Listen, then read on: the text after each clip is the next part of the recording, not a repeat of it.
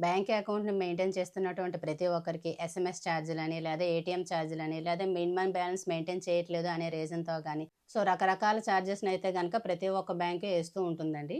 అయితే ఈరోజైతే గనక నేను మినిమమ్ బ్యాలెన్స్ మెయింటైన్ చేయట్లేదు అనే రీజన్‌తో మీకు అమౌంట్ కట్ అవ్వకుండా ఉండాలి అంటే మీరు ఫాలో అవ్వాల్సిన ప్రాసెస్‌లు అయితే గనక ఈరోజు ఈ వీడియోలో క్లియర్‌గా చెప్పబోతున్నానండి.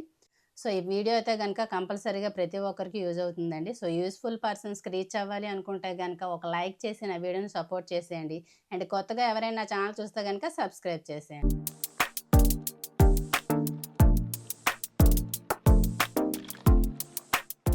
హాయ్ అండి. Welcome to Mouni TMS.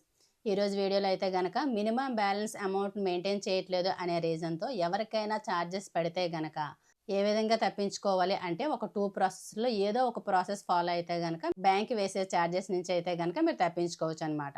First process వచ్చేసి అకౌంట్ హోల్డింగ్. అకౌంట్ హోల్డింగ్ అంటే మీ బ్యాంక్ మినిమమ్ బ్యాలెన్స్ అమౌంట్‌ని హోల్డ్‌లో పెట్టడం అనమాట. ఫర్ ఎగ్జాంపుల్ నా బ్యాంక్ అకౌంట్ యొక్క మినిమమ్ బ్యాలెన్స్ రూ. 1000 అనుకోండి. ఈ రూ. 1000ని నేను హోల్డ్ చేసుకోవాలనమాట. ఈ విధంగా హోల్డ్ చేసిన తర్వాత నేను ఆ రూ.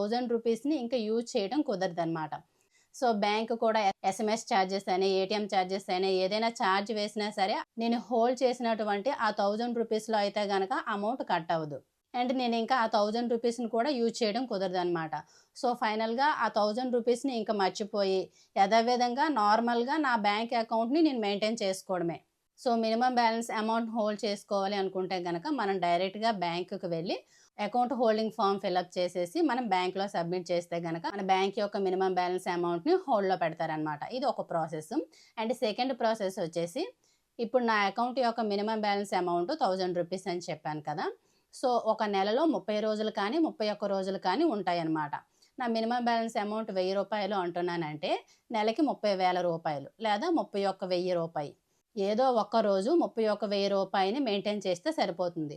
మార్నింగ్ వేసి ఈవినింగ్ తీసేస్తాను అంటే కుదరదనమాట. కంపల్సరీగా డే మొత్తం రూ. 31,000 మెయింటైన్ చేయాలి. ఈ విధంగా మెయింటైన్ చేసినా మనకి ఛార్జెస్ పడే ఛాన్స్ ఉండదు.